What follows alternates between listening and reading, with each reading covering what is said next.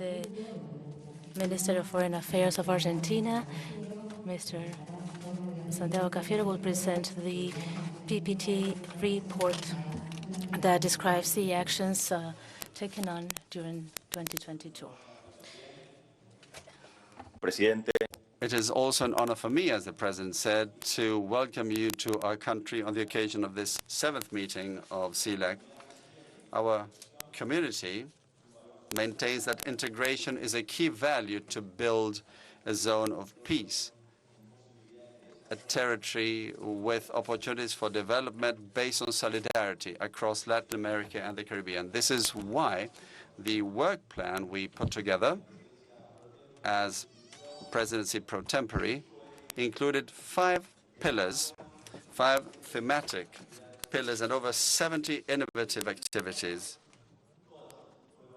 all of which were agreed on the basis of consensus among members, and we made progress on that basis in the working groups. And the 5 pillars I will be describing are the ones that guided Argentina's presidency pro tempore in 2022. First,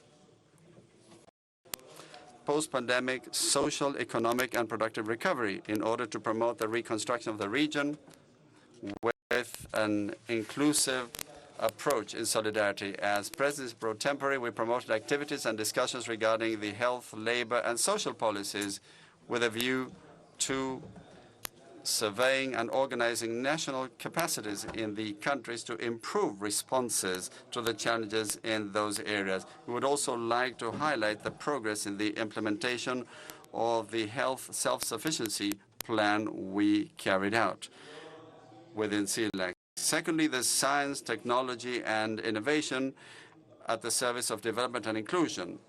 In this regard, we acted on the understanding that only through more science, technology, and innovation will the region be able to develop in a balanced and inclusive fashion. And in this vein, we promoted actions to coordinate regional public policies on science, technology, and innovation in order to start outlining the foundations for scientific and technological cooperation to foster and boost the innovation and integration process in the region, while at the same time defining academic mobility strategies to strengthen professional exchanges. Thirdly, environmental and disaster risk management cooperation. With this goal, right from the outset of our presidency pro tempore of CELAC, we decided to raise the visibility of the consequences of climate change and the particular effects this has on the Caribbean states, while at the same time strengthening the regional position with regard to negotiations on climate change in order to foster comprehensive and sustainable development in the region within the context of a just transition. As the President rightly pointed out, along with CELAC, we managed to operationalize the Fund for Climate Adaptation and Response to Natural Disasters. Fourth, there's culture and education for our people.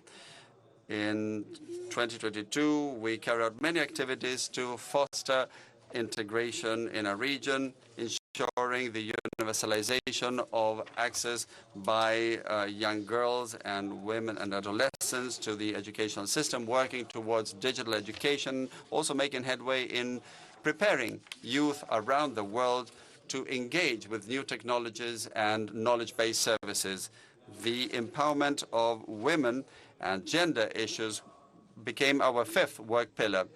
In this regard, we mainstreamed this into all of our activities in connection with access by women to the labor market based on diversity and, above all things, on recognizing care work in order to close the structural gaps and asymmetries and thereby achieve gender equity. All of these activities were carried out on the basis of cooperation among several regional and multilateral organizations. I would like to particularly highlight CELAC, CAF, and CELA, and OECS, CARICOM, ICAM, and FAO, as well as the OEI. We also fostered the inter-regional agenda, working with China and ASEAN, exploring the CELAC African Union mechanism, going back to the CELAC India mechanism. And after 4 years of silence in bilateral relations, we also revitalized the CELAC EU mechanism by advancing a work agenda agreed upon last year, and which is being pursued this year with a view to a meeting towards the middle of the year. None of this could have been done without the cooperation and invaluable work of all of the work teams. And here I would like to especially recognize the work of the Foreign Ministry of Argentina. In order to conclude the work of 22, we will adopt the Declaration of Buenos Aires, which reflects 100 points of consensus in addition to 11 special declarations, all of them adopted by consensus. And this is the result of dialogue and respect. This is multilateralism in solidarity in its most quintessential form. This is what we've pursued and practiced. It's about overcoming the culture of hatred, the throwaway culture. It's about allowing the culture of togetherness to prevail instead. A warm welcome to all of you.